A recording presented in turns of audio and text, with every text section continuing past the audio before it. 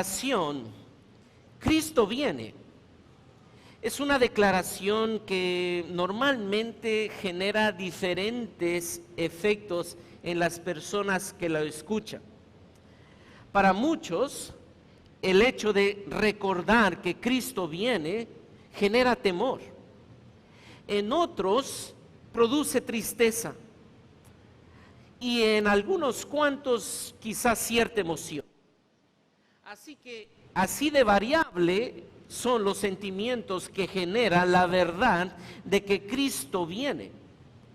Y esto se debe a la información parcial, o en algunos casos limitada, o en muchos casos mal interpretada, que se ha generado en torno a este tema a lo largo de los años y décadas en la historia de la iglesia.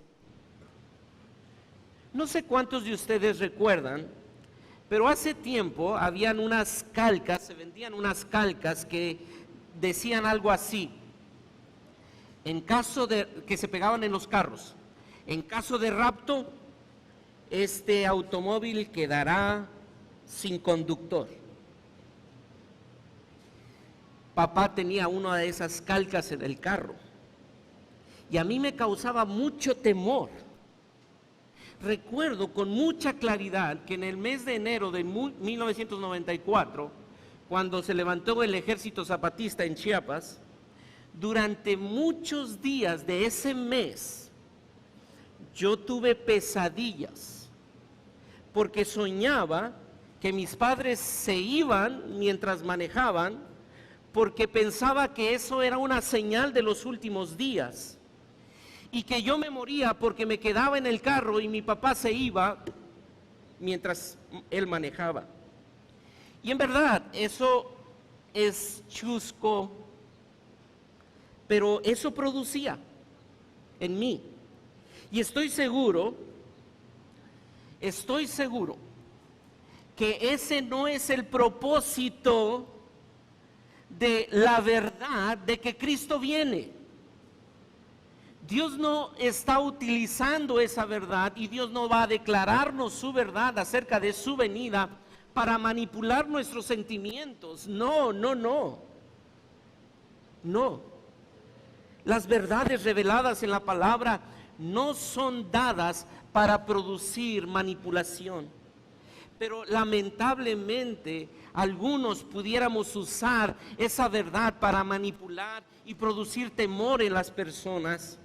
Pero también por otro extremo encontramos que para muchos este tema pudiera ser de indiferencia. Para muchos pudieran pasar este tema por alto y decir, bueno, como no hay tanta claridad según mi juicio, pues ¿qué más da? Yo sé que Cristo vino a morir en una cruz y con eso es suficiente para creer en Él y ser salvo, y con eso estoy contento. Si viene, bueno, no sé si viene, no estoy seguro si viene, y tomas con una ligereza el tema de que Cristo viene. Pero la verdad, mi hermano, ni es causa de temor, pero también no puedes pasar de soslayo esta verdad. Este tema es de suma importancia a lo largo de la Escritura. Tanto en el Antiguo Testamento como en el Nuevo Testamento encontramos muchas referencias, muchas promesas sobre el regreso de Cristo. Muchas promesas. Déjenme dar algunos datos. 1 de cada 13 versículos del Nuevo Testamento se refiere a la segunda venida de Cristo. 1 de cada 13 versículos, el 8% aproximadamente. De los 264 capítulos que contiene el Nuevo Testamento, más de 300 referencias hay del regreso de Cristo. Por lo menos en cada capítulo, en promedio, del Nuevo Testamento, hay una referencia al regreso del Señor. 23 de los 27 libros del Nuevo Testamento 23 de los 27 libros del Nuevo Testamento tienen referencias directas al regreso de Cristo. Casi todos los mandamientos morales en el Nuevo Testamento están ligados a la segunda venida de Cristo. Y quiero darte este dato que en verdad impactó mi vida mientras estudiaba. Por cada profecía de la primera venida de Cristo, por cada profecía de la primera venida de Cristo, hay 8 profecías de la segunda venida de Cristo. Hemos estado estudiando Mateo y hemos dicho, es increíble que los fariseos, los escribas y los judíos que estudiaban la ley y habían visto que las profecías apuntaban a que Jesucristo vendría y nacería en Belén, y que habían tantas profecías que estaban cumpliéndose en él. Es increíble que no creyeran en Cristo como el Mesías. Bueno, tú tienes 8 verdades por cada profecía que te dicen que Cristo viene. Y sabes, pocas veces pensamos en la segunda venida cuando hay tanta evidencia bíblica que Cristo viene. Así que la doctrina de la venida de Cristo no es una parte vergonzosa de la teología cristiana ortodoxa, aun cuando esta doctrina ha causado tantas controversias a lo largo de la historia. Esta doctrina, a pesar de lo controvertido que pudiera ser, esta doctrina es esencial para tu fe y para mi fe. No podemos pasarla de soslayo. No puedes pensar o dejar de pensar como algo esencial para tu vida. Y el día de hoy no haremos un estudio detallado del capítulo 24 de Mateo, pero haremos un breve estudio panorámico de la segunda venida del Señor Jesucristo. Así que quisiera que nos ubicáramos brevemente en el contexto de este pasaje de Mateo 24. El Señor está saliendo del templo. Recordarán que es lo que nosotros encontramos en los versículos 1, 2 del capítulo 24. En el capítulo 23 nosotros ubicamos al Señor Jesucristo dando estos ayes a los fariseos en el templo. Pero ahora, después de estar en el templo, sale del templo y se dirige al monte de los Olivos. Y allí va a dar un discurso, ese discurso famoso del monte de los Olivos. Ahora, también es necesario ubicar en el tiempo este discurso. Cristo está ya en los últimos días de su vida. Está dando a los discípulos verdades que van a ser trascendentes para su fe, verdades que van a sostener la fe de estos 11 hombres que serán sus discípulos y serán sus pregoneros. Así que lo que Él les va a decir no tiene la intención de atemorizarlos, no, para nada. Lo que Él les va a decir son verdades que van a alentar el corazón de sus discípulos. Las palabras, sí, las palabras de Jesús oxigenarán el corazón de aquellos discípulos que van a sufrir, que van a enfrentar persecución. Estos discípulos que están recibiendo estas palabras están allí esperando las palabras de aliento, y eso es lo que les da el Maestro.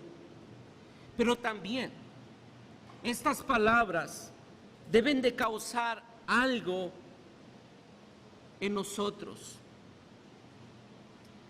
Estas palabras deben de causar algo en nosotros.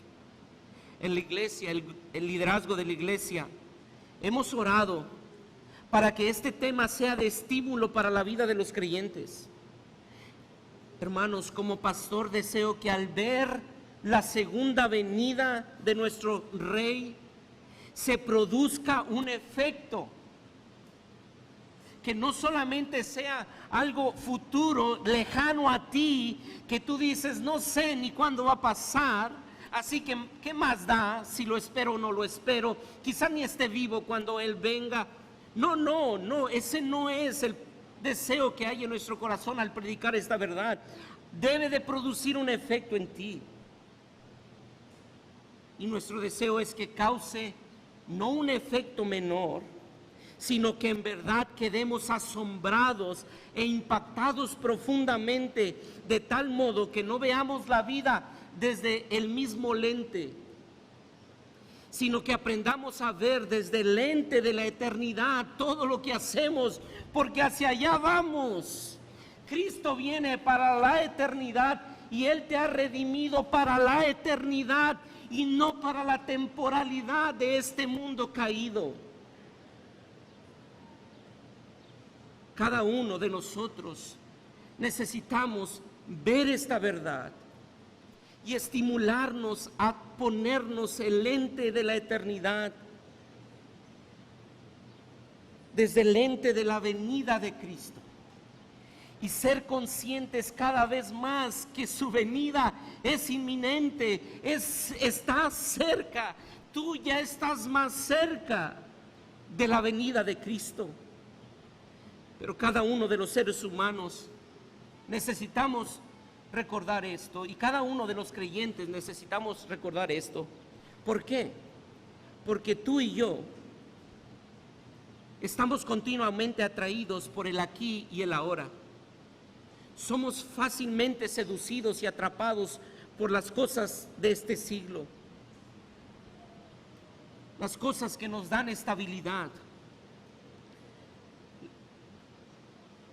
esos bienes que generan raíces en nuestros pies y que comienzan a amarrarnos a la tierra. Cada día tú y yo escuchamos el susurro de la filosofía de este mundo, que nos enseña que la vida es para vivirla hoy. Hoy. ¿Qué te preocupas del mañana? Vívelo hoy. El mundo continuamente nos dice que el destino, ¿dónde está? Está en tus manos. Los valores de este mundo nos dicen que no hay límites, que lo único que tienes que hacer es soñarlo, perseguirlo y conseguirlo. No hay límites. El único límite que tú tienes eres tú mismo. Así que esta filosofía es un susurro continuo que viene a tu mente y a tus oídos y te hacen creer que la vida se trata del aquí y del ahora, y dejas de ver lo eterno. Pero hoy la perspectiva de la eternidad, la perspectiva de la segunda venida de nuestro Señor, debería cambiar esa forma de pensar. Deberíamos escuchar el susurro, la melodía de la palabra de Dios, de la revelación de Dios desde el Antiguo Testamento hasta el Nuevo Testamento, desde Génesis 1 hasta Apocalipsis 22, y decir: Cristo viene, y no vivo para el aquí y no vivo para el ahora, vivo para la eternidad. Todos los cristianos anhelan la segunda venida. Quizá pueda haber detalles en lo que tú crees referente a cuándo y cómo va a venir, pero de algo estamos seguros, que todo el cristianismo ortodoxo cree que Cristo viene. Todos aquellos que creen en la palabra de Dios y creen que la palabra de Dios es la máxima autoridad, creen que Cristo viene. Y que cuando Él venga, viene como un juez. Y que el último regreso será un juicio para los incrédulos. y será la recompensa final de los creyentes. El cristianismo ortodoxo cree que los creyentes vivirán con Cristo en nuevos cielos y nueva tierra por la eternidad.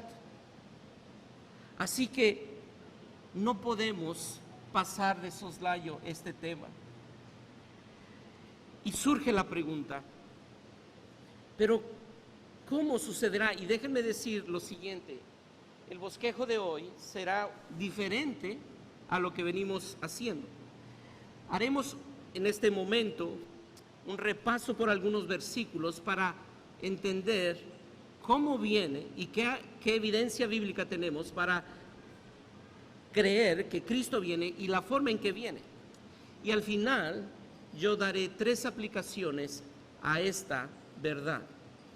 Pero déjenme hacer esta pregunta y responderla con la verdad de la palabra. ¿Cómo sucederá la venida de Cristo? ¿Cómo sucederá la venida de Cristo? Y quisiera pedirte que hoy me acompañes con tu Biblia. Si tu Biblia es impresa o tu Biblia es digital, acompáñame con la Biblia que tú tengas. Y por favor, busca conmigo estos pasajes. Y si la puedes subrayar en tu Biblia impresa o lo puedes marcar en tu Biblia digital, hazlo. ¿Cómo sucederá la venida de Cristo? El Señor Jesucristo habló, y vamos a hacer un recorrido por el Nuevo Testamento. Jesucristo habló a menudo de su regreso, y por lo menos vamos a ver 2 citas. Mateo capítulo 14, versículo 44, y mire qué dijo. Mateo 14, 44. Por tanto, también vosotros estad preparados, porque el Hijo del Hombre vendrá a la hora que no pensáis. Por tanto, estad preparados, porque el Hijo del Hombre vendrá a la hora que no pensáis. ¿Estoy bien? Mateo capítulo 14, versículo 44.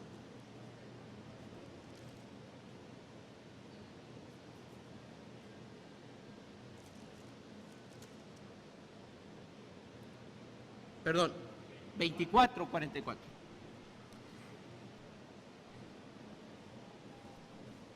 ¿Dónde estábamos hace un momento? Porque el Hijo del Hombre vendrá a la hora que no pensáis. Ahora, acompáñeme a Juan capítulo 14, versículo 3. Juan capítulo 14, versículo 3.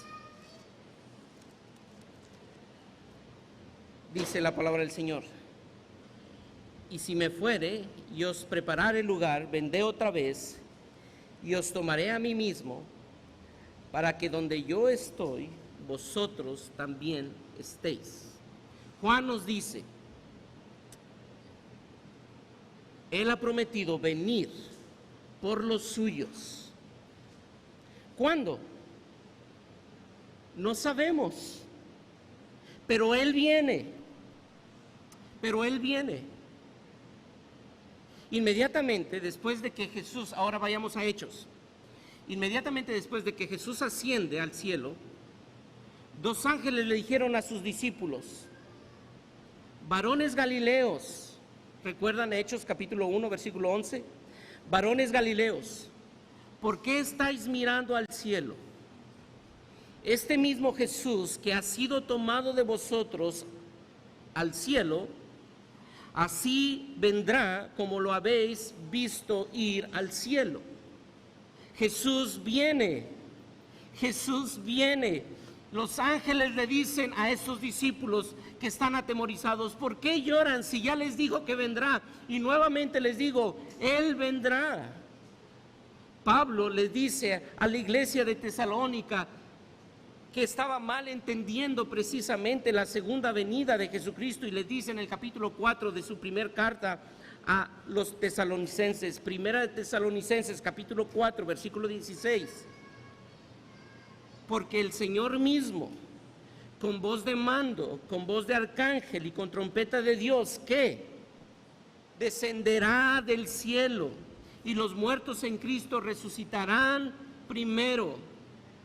Cristo viene, descenderá del cielo. Y Pablo les escribe a esta iglesia precisamente porque estaban diciendo, bueno, si Él viene, entonces, pues ¿qué más da? Si ya viene, entonces no trabajo. Si ya viene, entonces no tengo que emprender ningún proyecto. Si ya viene, entonces me quedo pasivo. No sé si algún diácono puede ayudarnos allí.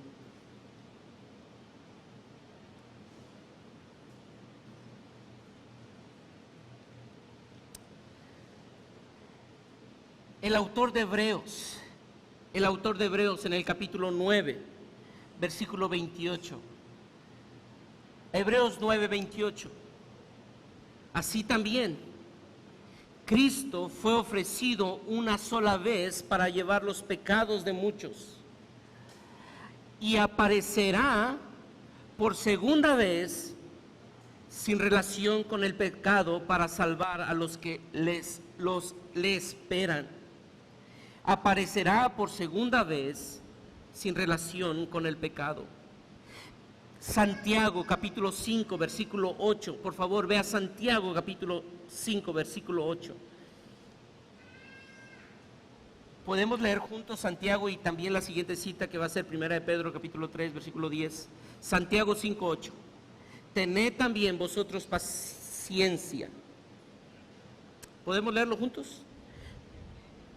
Tened también vosotros y afirmad, porque la venida del Señor, nuevamente, podemos leerlo fuerte. Tened también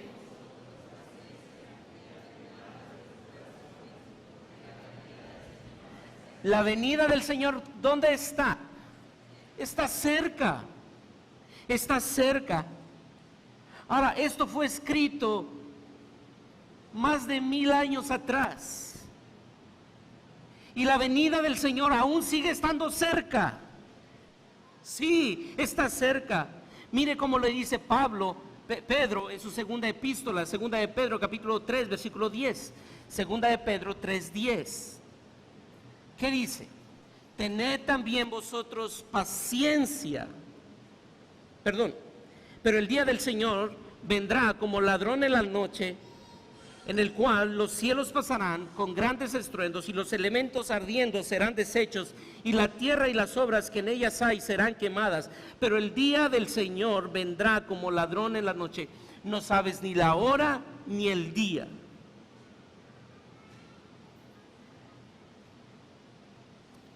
Juan, en su primer carta, primera de Juan, capítulo 3, versículo 2. Amados, ahora somos hijos de Dios y aún no se ha manifestado lo que hemos de ser, pero sabemos que cuando Él se manifieste seremos semejante a Él, porque le veremos tal como Él es. Cuando Él se manifieste. Y quisiera pedirte por favor que vayas junto conmigo a Apocalipsis capítulo 22, versículo 20, el penúltimo verso de la Biblia. Mira que dice Apocalipsis 22, 20. El que da testimonio de estas cosas dice, ciertamente vengo en breve. Amén. Sí, ven Señor Jesús. Él dice, vengo en breve. Vengo en breve. Así que la venida del Señor es inminente. No puedes negar que Cristo viene y que Cristo viene pronto. Pero cuando Él venga, será un evento cósmico. Un evento cósmico. Todas las tribus de la tierra harán duelo. Dice Mateo capítulo 24. Todo ojo le verá, dice Apocalipsis capítulo 1. Todo ojo le verá. Y muchos de los que no creyeron serán allí juzgados. Pero quisiera pedirte que escuches lo que dice Isaías hablando de esta segunda venida. Isaías capítulo 13, por favor. Isaías capítulo 13, versículos del 10 al 13. Por lo cual las estrellas de los cielos y sus luceros no darán su luz, y el sol se oscurecerá al nacer, y la luna no dará su resplandor. Y castigaré al mundo por su maldad, y a los impíos por su iniquidad, y haré que cese la arrogancia de los soberbios, y abatiré la altivez de los fuertes. Haré más precioso que el oro fino al varón, y más que el oro de Ofir al hombre. Porque haré estremecer los cielos, y la tierra se moverá de su lugar, en la indignación de Jehová de los ejércitos, y en el día del ardor de su ira. Eso es real, eso pasará el día que Él venga. Así que la venida de Cristo es inminente, será un día de juicio, pero también será un momento glorioso cuando todos y cada uno reconozcan que Él es el Cordero perfecto que ha quitado el pecado del mundo, y reinos enteros se postrarán al ver la segunda venida de Cristo. Por lo tanto, mi querido creyente, cualquier anhelo terrenal que ha comenzado a eclipsar el anhelo de la eternidad debe ser subyugado y matado, porque Cristo viene. ¿Qué puede ser tan importante de este lado de la eternidad que saber que Él viene? Y que Él viene inminentemente, y que tú y yo no sabemos cuándo viene, pero Él viene para restaurar a su pueblo, para limpiar toda lágrima y todo pecado. ¿Qué es tan importante que te ha quitado la pasión de esperar su venida? Por esa razón, porque Cristo regresa, tú debes estar preparado para su venida. La pregunta es, ¿cómo? ¿Cómo puedo estar preparado para la venida de Cristo? Por eso les pedí que fuéramos a dos pasajes, el de Santiago y Primera de Pedro, pero quisiera pedirte que volvamos ahí a Santiago. Capítulo 5.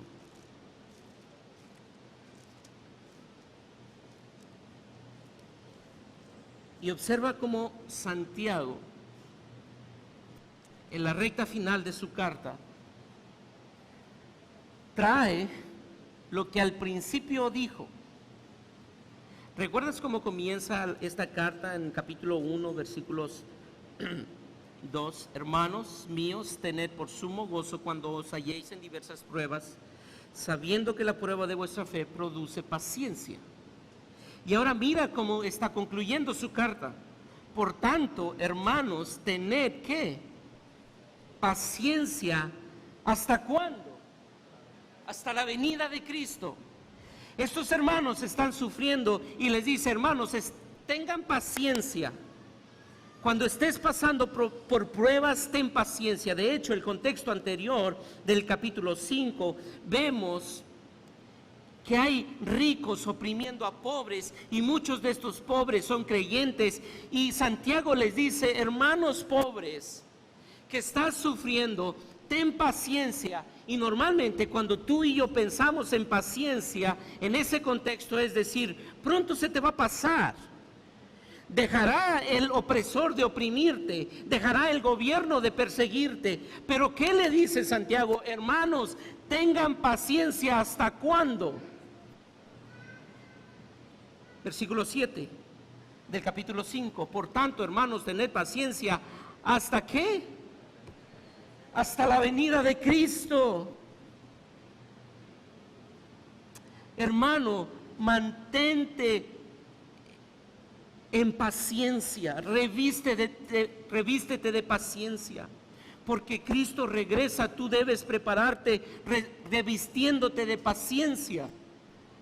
Una paciencia que no es producto de ti, no es producto de nuestra naturaleza, es producto de su verdad.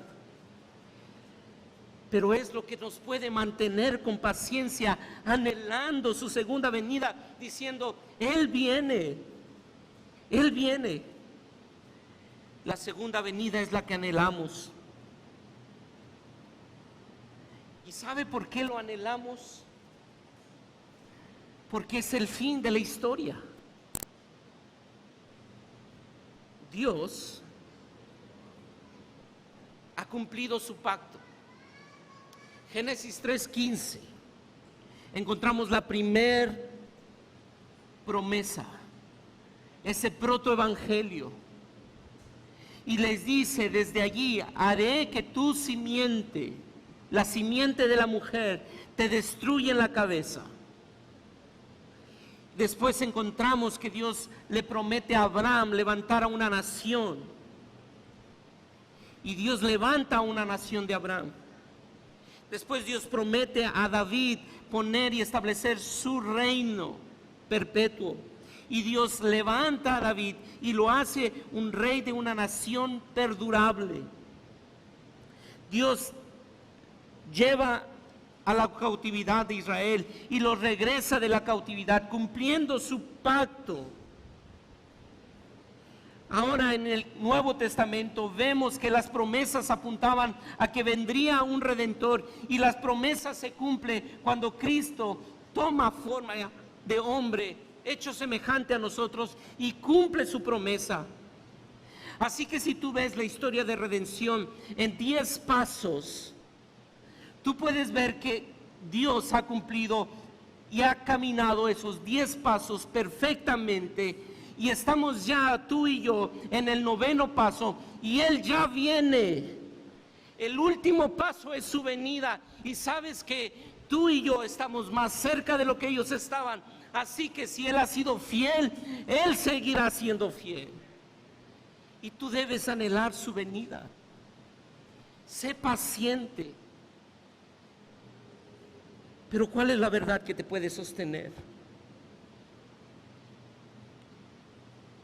¿Cuál es la verdad que sostiene a alguien que está sufriendo, que está cansado del dolor, de la persecución, del maltrato, de la enfermedad? ¿Cuál es la verdad? Y nosotros encontramos en el libro de Job a un hombre que desde ese tiempo, muchos creen que Job es el primer libro escrito de la revelación divina.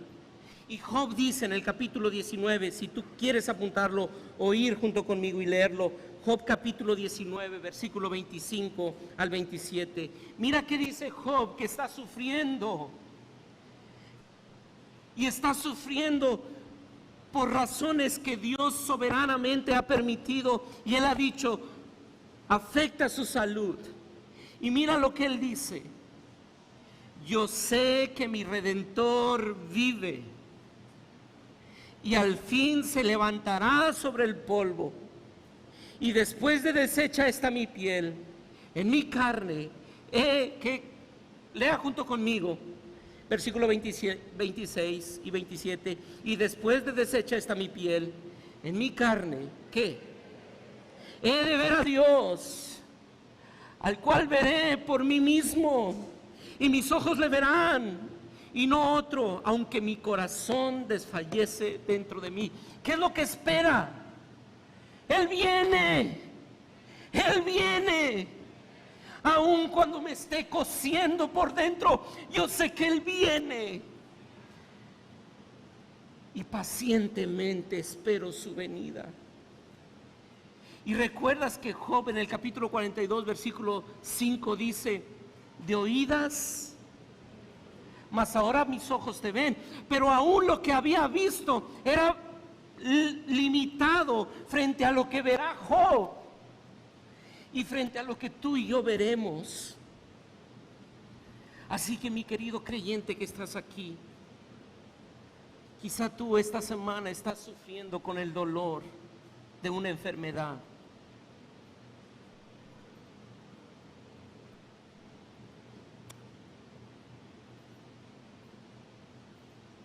Tienes temor a esa operación. No te puedes sostener porque aún está allí encajado ese dolor. Quizá hay padres aquí que están sufriendo por la rebeldía de sus hijos. Te duele tanto porque te desprecia. Quizá tú ahora mismo estás sufriendo por la injusticia de un patrón injusto. Quizá hay matrimonios aquí que están sufriendo por la infidelidad de su cónyuge.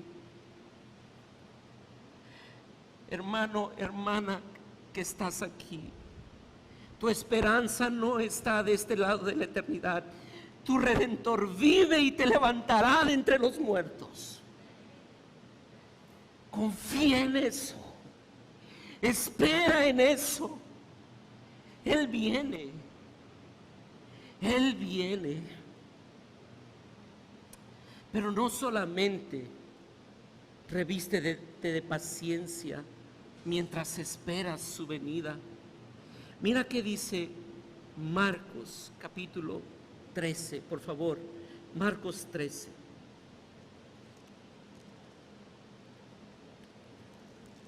Aquí el contexto es precisamente, es el pasaje paralelo a Mateo 24. Pero aquí Marcos describe de una forma muy interesante la actitud de los discípulos que les pide el Señor Jesucristo. Marcos capítulo 13, versículo 32 y 33. Dice así la Escritura: pero de aquel día y de la hora nadie sabe, ni aun los ángeles que están en el cielo, ni el Hijo, sino el Padre. Versículo 33. Mirad y velad y orad, porque no sabéis cuándo será el día, el tiempo. Mirad, velad y orad. Hermanos, ciertamente la venida del Señor debe producirnos paciencia y gozo, manteniéndonos en la espera, pero también debemos de mantenernos alerta mientras Él llega. Es lo mismo que le dice Pedro a los creyentes en segunda de Pedro capítulo 3, que leíamos hace un momento. Segunda de Pedro capítulo 3, el versículo 11.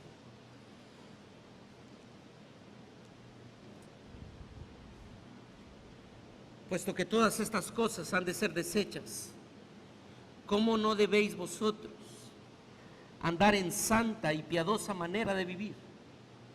El día del Señor viene, y porque Cristo viene, tú debes de vivir velando, estando alertas, viviendo en piedad. ¿Y qué es la piedad? La piedad es la santidad vivida. Y tú y yo como creyentes, que en verdad, si tú eres creyente, un creyente genuino, y crees que Cristo viene, hermano, vive en santidad, vive en piedad. Él viene, Él viene. Ahora, eso no significa que tú ahora vendas todas tus posesiones y digas: ah, bueno, yo tengo que vivir en santidad y me desprendo de todo lo que es material y terrenal, y entonces no emprendo ningún nuevo proyecto, no trabajo porque tengo que esperar la venida. No, eso no es piedad. La piedad es que tú salgas de aquí a vivir la vida, pero con la perspectiva de lo eterno, no esperando que lo terrenal te dé lo que solamente lo eternal te puede dar. Y es lo que Pablo le dice a los colosenses: poner la mira en las cosas de arriba y no en las de la tierra. Tu esperanza no está aquí, no está aquí. Así que nuestra manera de vivir debe estar motivada, dirigida y controlada por la certidumbre de la segunda venida. Déjenme decir nuevamente esto: nuestra manera de vivir debe estar motivada, dirigida y controlada por la certidumbre, por la certeza de la segunda venida. No pongas tu esperanza en nada de este mundo. Hermano, no pongas tu esperanza en nada de este mundo, porque todo se acabará. No estoy diciendo que es malo tener algo en este mundo. Estoy diciendo que tu esperanza no puede descansar en algo de este mundo. ¿Por qué? Porque mire qué dice Pedro en el capítulo 3.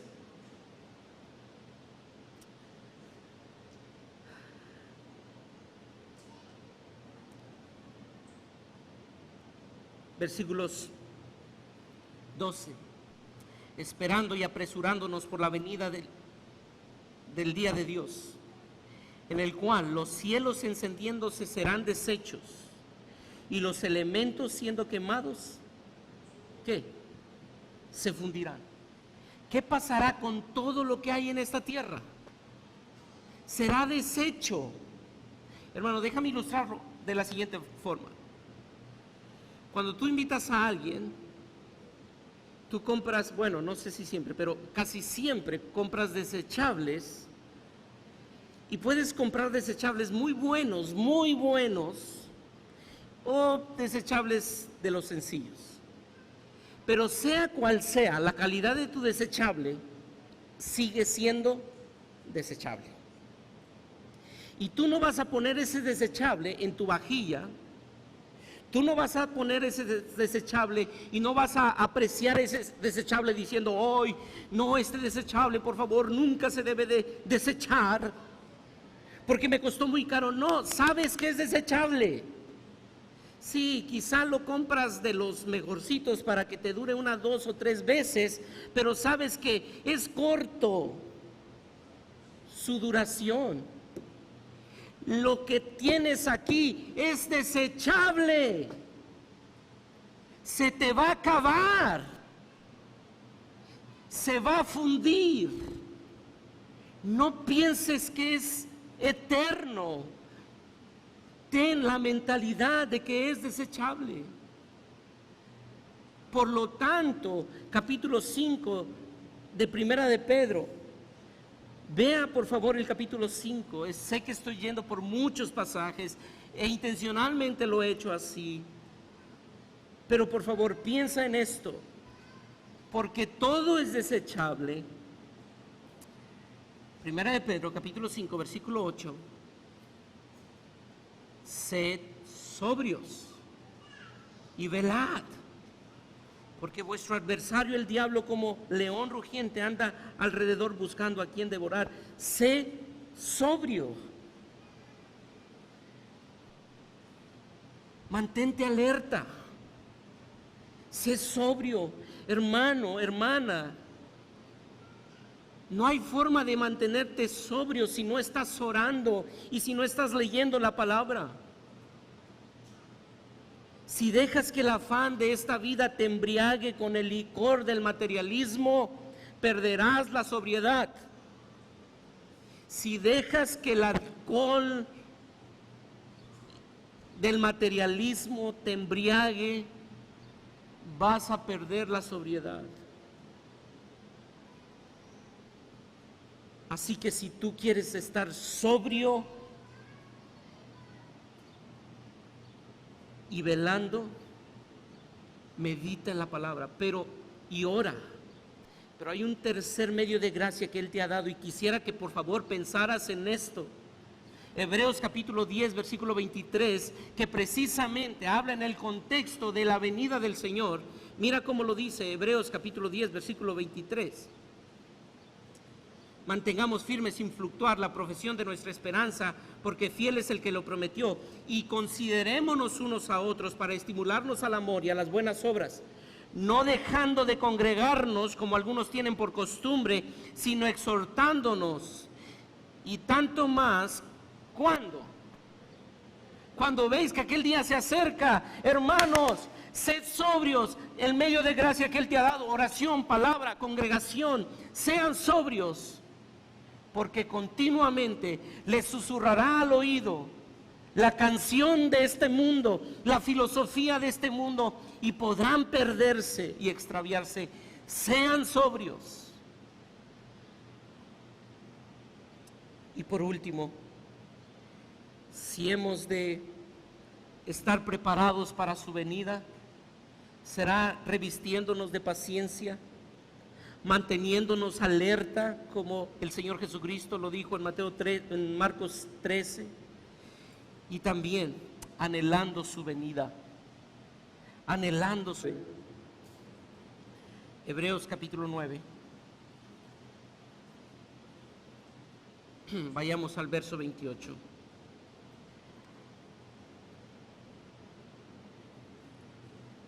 Y de manera, voy a leer desde el versículo 27, y de la manera que está establecido para los hombres que mueran una sola vez, y después de esto el juicio, nuevamente, así también Cristo fue ofrecido una sola vez para llevar los pecados de muchos, y aparecerá por segunda vez, sin relación con el pecado. Pero por favor, ¿puedes prestar atención a cómo termina el verso 28? Para salvar a los que ¿qué? La Reina Valera dice, le esperan. Pero las Américas dice lo siguiente: para salvar a los que ansiosamente le esperan. Los que están ansiosamente esperando su venida.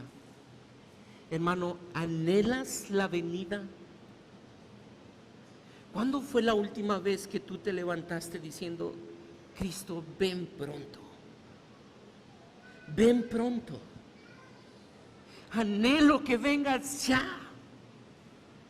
Hermano, muchas veces tus hijos te están echando raíces en esta tierra. Tus nietos, tus recursos económicos, tu casa, tu empresa. Oh, no permitas que eso eclipse el anhelo de ver a tu Mesías venir. Él viene. Anhela su venida.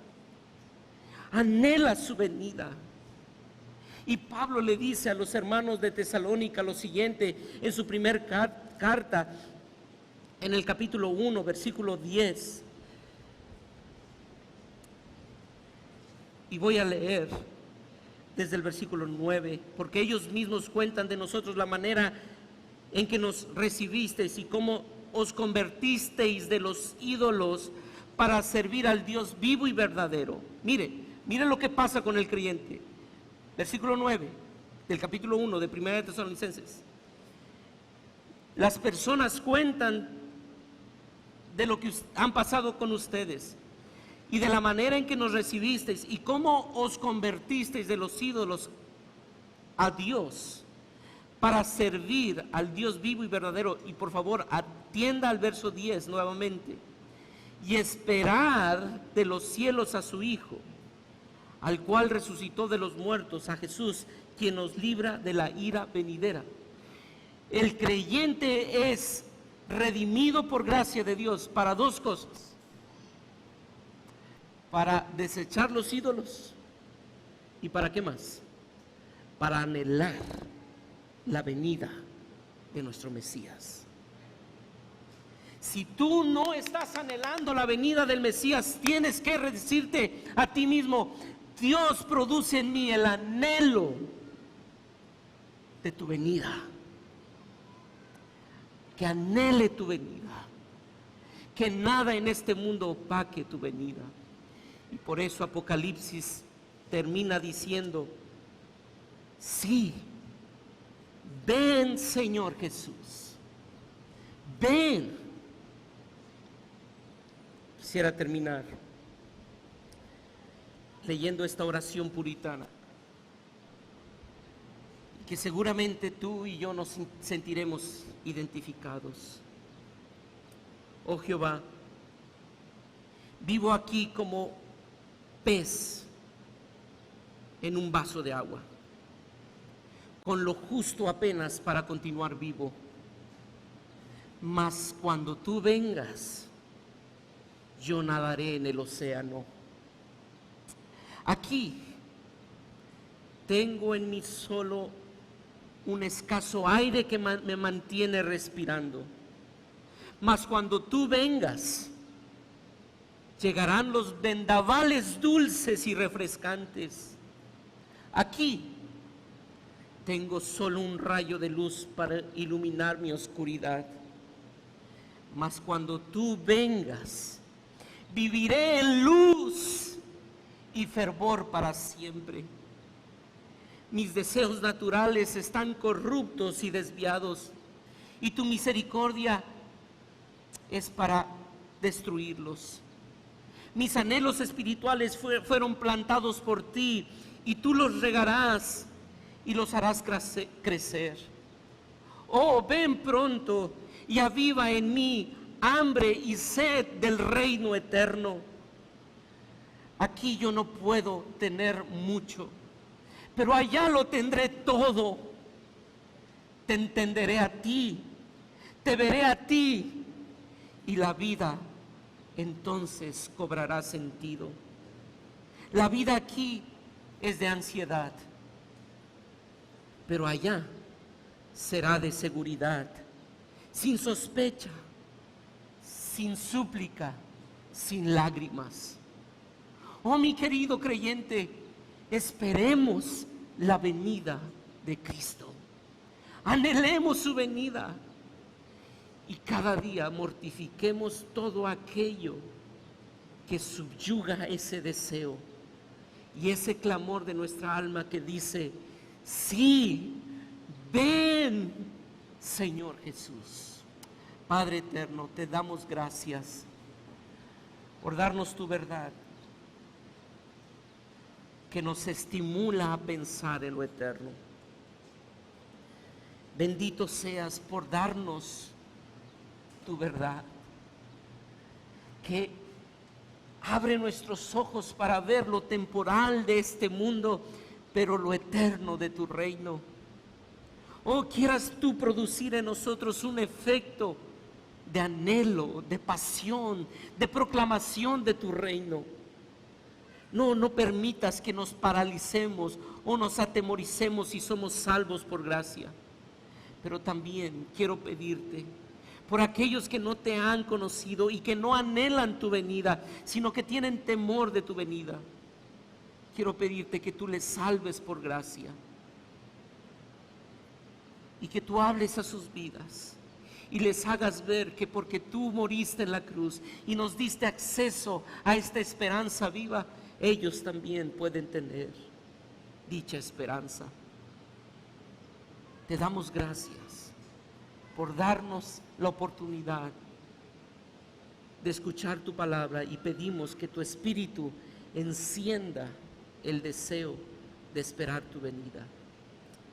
Pedimos que este canto que cantaremos sea en verdad motivado por un corazón que anhela la venida de nuestro Redentor.